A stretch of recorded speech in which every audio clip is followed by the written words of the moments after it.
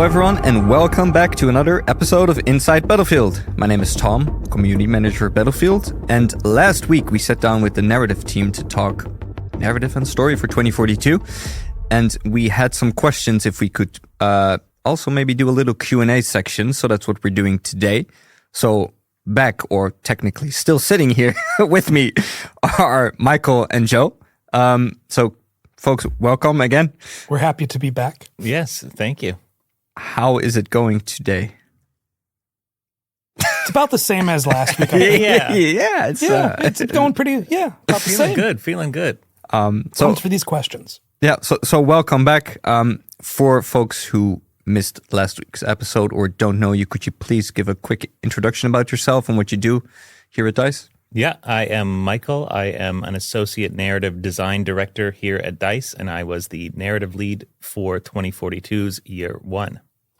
And my name is Joe. I was a narrative writer on Year 1 of Battlefield 2042, and I am the narrative lead on everything after Year 1. Awesome. Welcome back. And first, shout out to the Exodus Archives. So we've been in touch with them over the past week. They were very excited to know that narrative podcast was coming. So leading up to us recording this podcast, we had a little bit of a discussion with them where they asked us if we could talk or answer some of their questions. And I think both of you were excited. I just want to say, like, Exodus Archives is just one of the coolest things.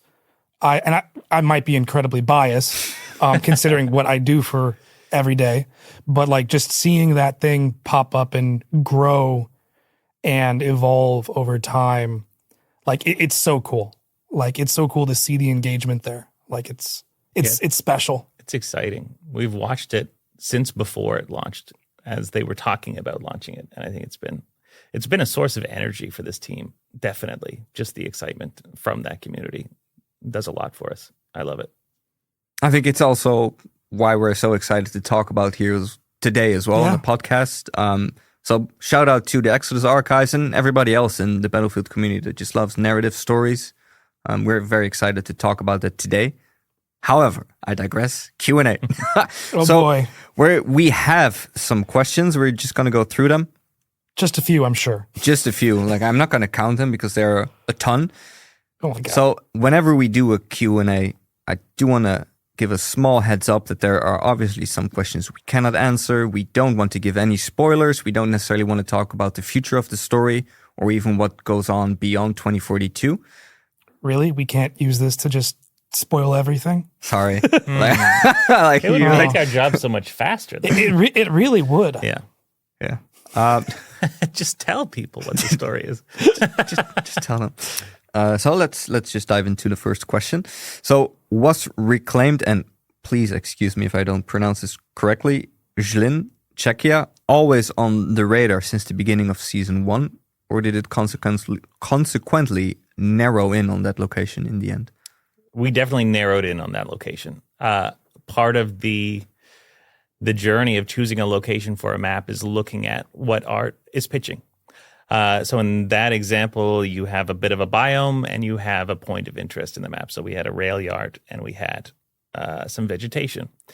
And this is where I get to have a lot of fun and open up Google Maps and start trying to find something that fits within the lore that takes those assets. So I spent a lot of time effectively doing my own version of GeoGuessr, where I traveled through Europe to find a location that made sense based on our lore. Of course, we knew it was going to happen in the EU. That was a big thing for us.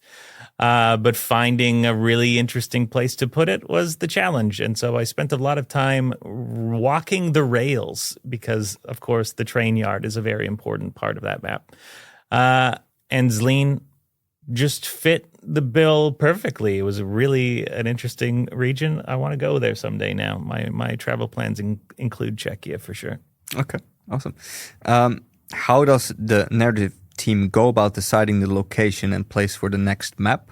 And how close do the different departments work to achieve a common goal in this? And you touched upon it a little bit right now in the previous question, but maybe you can expand on that. Yeah, we always have pitches. So I have a board of every map in the game, and we try not to go to the same place too often. Of course, we've hit Europe a number of times, but that's because Europe is a source of so many of our characters and a source of so much of the drama of 2042. And so once we're in a region, we basically pitch what sounds interesting, interesting to us as a narrative team, what works for the creative leads team, and we try to find a middle ground with a lot of photography reference. Like, here is all these things that make this location feel appropriate. It very much becomes about, like you said, working with the other teams, seeing also what inspires the art team, the level teams, where we can find different inspiration within them, and kind of, collaborating and bringing the package together into a map. It's one of those, it's a situation that we talked about earlier, is just grabbing those opportunities. So we kind of know what we want to do narratively for that season, and then figuring out where to do it is one of the challenges, and making that feel really nice again is something that we take a lot of pleasure out of. Awesome. Next question. Is it narrative first when a new season is planned, specifically for season 5 in this instance, or do all departments kind of throw ideas around and see what lands and doesn't? I think in my experience, it's not narrative first. So of course, at DICE, the focus is gameplay. Making sure the gameplay experience is perfect is priority number one. And we come in to kind of pull things together. So here's an idea. This is what we want to introduce in gameplay this season. And then we come in around that point and go and assist in providing the kind of tone of the feeling of the season. Sorry. Alongside gameplay, the other big consideration before we get to narrative is theme. There's always a tone we want to hit, and which leads to the gameplay inspiration. It leads to narrative inspiration. It leads to what sort of map we want to set a place in. And, using season 5 at the example, we wanted, a big part of the theme was fine. How did we describe it? It was looking for hope, right? It was like, reclaimed hope, I guess, is a way of looking at it. We wanted something that, we wanted a war-torn setting that had regrown and been reborn in the aftermath of a long ago war. And, once we had narrowed in on that theme, then we could kind of parse that out into, okay, well, how do our story beats hit that? How do the factions on the cosmetic side feed into that? And how can we kind of play with this theme on various levels? And, that's where you have the collaboration across the departments. That's where you have people work with people on maps, work with people on the art side, on cosmetics, and try to figure out all the different ways that we can build out a story that fits into that central theme. Okay. And there's, of course, considerations. So when we develop an arc, we share the arc with creative leads across the team. So there always is the question, does this work with what you're producing? And I don't think we've ever had the situation where we say no and there isn't something done to make it work for all of us. It's very collaborative, but we aren't the ones dictating what happens each season. I mean, what's always kind of fun, just to side tangent, is what's kind of fun about narrative in the space we get to play in is, to what Michael just said, in most cases we can make narrative wrappers work. There's we might have had one location in our head when we wrote up the initial pitch, but then it turns out, either there's, for whatever reason, we want to use this other location. It's like, okay, well then let's look back at what we've written and how do we adapt that? How do we pivot that to work with what's getting our team excited and getting them engaged? And, it's being able to pivot on the fly like that just kind of opens up a lot of opportunities to explore. Awesome. I think you probably covered multiple questions with this one. So, Next one then. Is it a conscious choice to bring in reappearing names and the like, such as Tombstone Squad, to help move the story forward while also connecting past storylines? The re-inclusion of Tombstone Squad was a very conscious choice. A big part of one of the things we wanted to play with on season 5 was how do we, what are the things that we loved about Battlefield 4? What are things, we looked at, like, that came into play when looking at the map, that came into play when, looking at, like, the sort of story we wanted to tell for that map. And one of the things that we wanted to push, I had mentioned earlier, having, like, specialists be focused on certain seasons or for certain experiences. And, we have these 4 specialists, and I'm like, well, we have a lovely list of squad names in, when we deploy out on maps. Let's look at those and see what cool squad names we can pull from and start designating them to teams in our story. And so Tombstone seemed like a nice fit thematically. So yeah, that was a conscious choice. It wasn't, we didn't just idly pick that particular name. Okay. Next question. Does the team leave many things open to interpretation by choice for us as viewers to dig deeper and find ourselves to better build speculation and fan content? Yes. We do leave them open. That's the end of that's our answer. Yeah, it's exactly. over. Okay. Because part of the way we approach a multiplayer story is to have players work together kind of as a gameplay experience to put together the package of a season. The story sits out there for 3 months. The details are spread across all our assets. And so we feel that the kind of the most interesting way to communicate it is to spread it out to everyone and have it compiled by the players. When it comes, one of my favorite things is going on Reddit or on Discord or on Twitter and seeing theories. And it's, we have the answers. We know where it's going, or mostly where it's going. But it's fun to plant seeds that can take the player in different directions, because we don't know what's going to inspire them or what's going to push them in one way or the other. And it's seeing the theories pop up also give us opportunity to kind of look at what we're telling and look at what they're engaging to and interacting with. And it becomes a bit of a, there's a bit of a back and forth there where we can, see what they're engaging with and playing with. Like it's a communal effort in that standpoint. Okay. Next question then. When did the team decide to move ahead 5 years from season 4 to 5? And also why? If you're comfortable answering that question. Yeah. So when did we decide to go once we had figured out season 5? Well, let me back up. We knew that season 4 would be the end of our first year story. That was always the plan from the get-go, was that we wanted to have that story wrapped up over the course of those 4 seasons.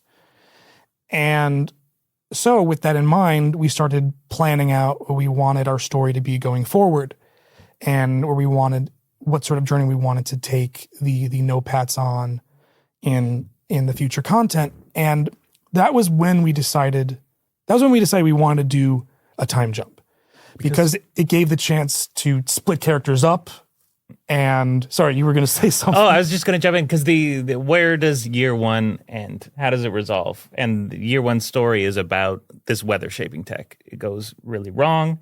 America tries to cover it up.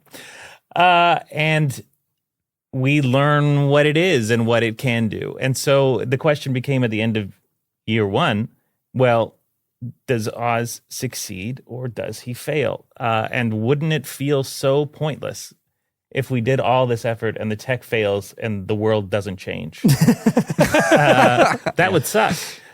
So then the answer was, of course it has to work, but then to implement it, it shapes the world. And to shape the world, you need time as an ingredient. And I think that is also part of what led to the discussion around how much time to move forward. How much can he change the world?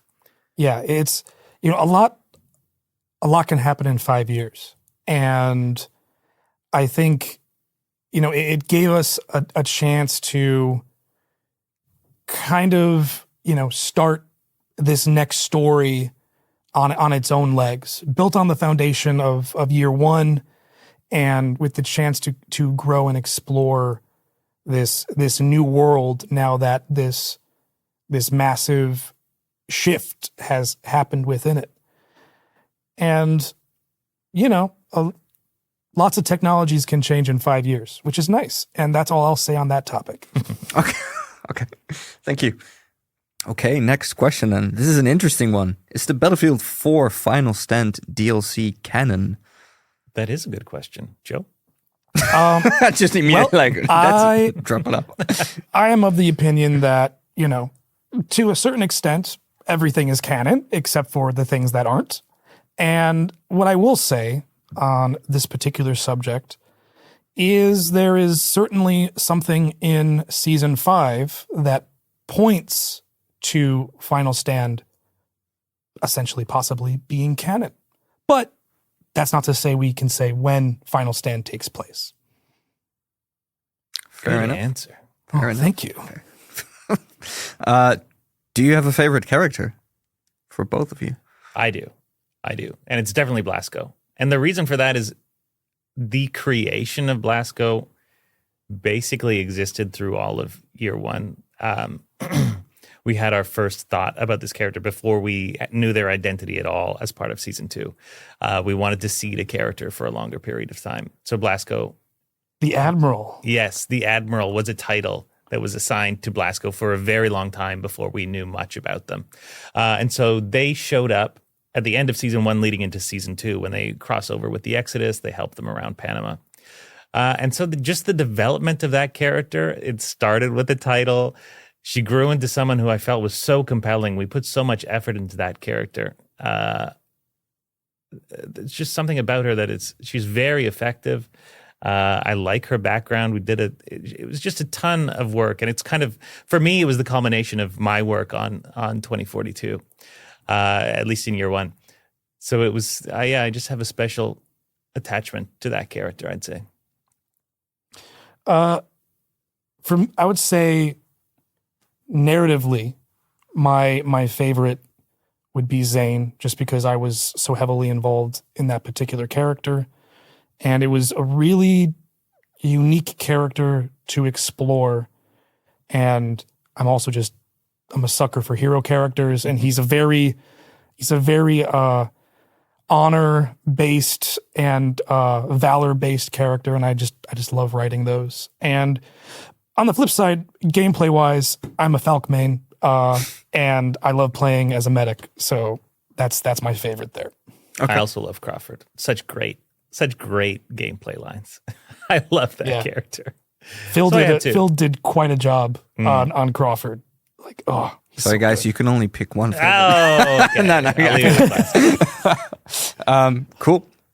So next question. We touched upon this previously already when chatting with you, but as a recap, is the full story planned ahead of time, or do we adapt it over the course of the seasons? Yeah, again, we have our pillars, our points, our marks in the sand. Is that a term? That we want to hit. And then kind of everything else as it comes in, we capture opportunities. So who, where, when can change, I think, a lot of times, and even what. But what is a little bit more firmly placed. We know where we're going, or we know where we want to go. And then getting there is the journey in itself. Yeah, it's about having those high level beats plotted out, and then, reacting to the fun chaos that is live service, and figuring out where we can adjust, pivot, or invent new awesome things along the way. Yeah, just catching opportunities feels Yes. like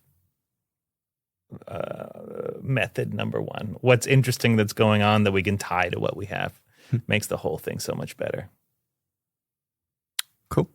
Next question then. Are there any plans to update the specialist bios to fill players in what the notepads are up to between 2044 and 2048? I mean, never say never, right? I mean, I think that there is a vast opportunity to explore what happened in the years between these two stories. Like we have 14 specialists, and who knows what the hell they've been up to this entire time.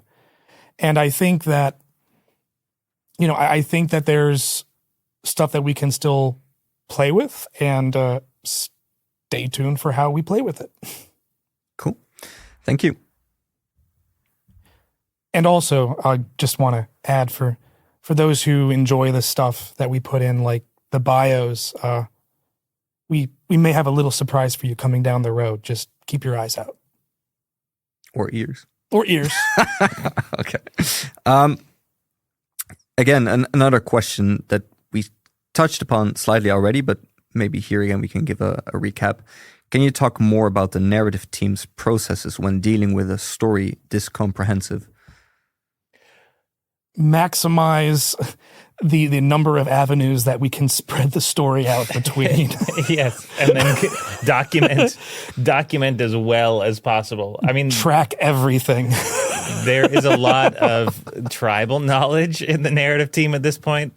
Like the thing is, we build so much that it gets beyond the point where anyone can contain the whole story in their heads at all times, So we have experts across seasons. I mentioned earlier that there was a writer assigned to each season. Everyone reviews each other's work, so there is a lot of communal knowledge. The challenge becomes when there have been changes. so like we were talking about doing something for a long time.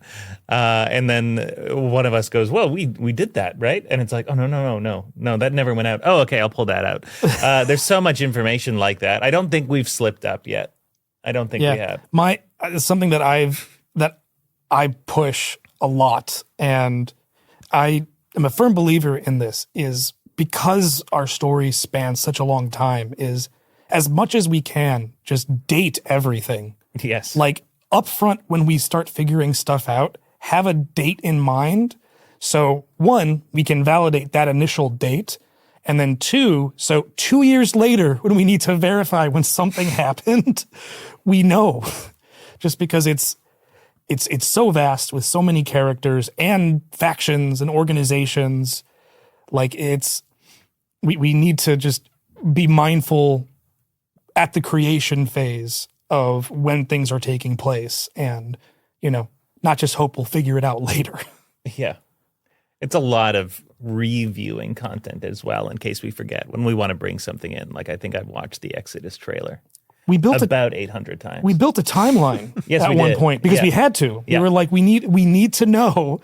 Like at some point we were just trying to solve something, and it's like, it's time for a timeline task. Yeah. In what year did Germany collapse? This is I would need to. I want to say 2035 with the EU. I think that's good. Like I could be wrong. Now I'm going to pretty go to the excited. Exodus Like, files. Yeah, and like the folks listening, it's like, they're wrong. Like I know. I'm about 90% sure the collapse of the EU was in 2035, and I wait to be wrong on that. And I think look silly. You could be right. You could be right. Okay. Or we can just revise the canon live and just say this is when it takes place. The decision is made. Yeah, this is when it happens. It's not like it's in the game opener. Yeah, no, exactly. Cool. So another question then. Will we ever see a lore section in game where, as an example, you could look through the player cards in chronological order? Is this something the team would be interested in? That's a very fascinating question. And what I can say is there's a lot of interest internally over a lore section. And never say never. Never say never. Okay. I feel like I'm having a conversation with Charlie Crawford right now. He's just not giving out details. He's playing it very close. I'm keeping my cards. Yeah. Don't want to give everything away all at once. Another fun one then, and I think this is the question as well to wrap it up. Will we see more cameos from previous characters in the franchise, such as Battlefield 4, Battlefield 3, or elsewhere? No comment. Well, actually, and now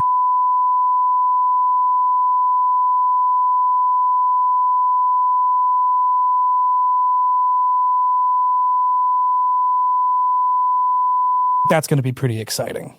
That sounds super exciting. Yeah. Can't believe we just shared all that. Yeah. Were we allowed to share that? It'll be fine. It'll be fine. Yeah, I'm sure. Yeah. Okay. It is what it is. Great. So I think that was a nice set of questions, and hopefully interesting for all the folks that wanted to hear a little bit more about what our teams are up to, and like all the teasing that both of you did. I don't know what you're talking about. Yeah. So thank you again, Michael and Joe, for being here today. Is there any final thoughts or comments you would like to share before we close off today? I just want to reiterate my thanks to the community. I think just going through the engagement that we see online is just super, it's super inspiring to see the amount of engagement and excitement there is within the fans. And I know it fills me with a lot of energy. So just thank you. Yeah, we're very lucky to have this fan base that we do. And, we wouldn't be able to do what we do without you guys. So thank you. Keep being awesome and keep looking for stuff. There's always a little bit more hidden somewhere else. Again, smirk. Great. So everybody, thank you again for listening today. Get in touch with us at #InsideBattlefield on our social channels or at podcast@battlefield.com. And then lastly, from all of us here at our Battlefield studios, stay classy and PTFO. Thank you for listening. Bye-bye. Bye.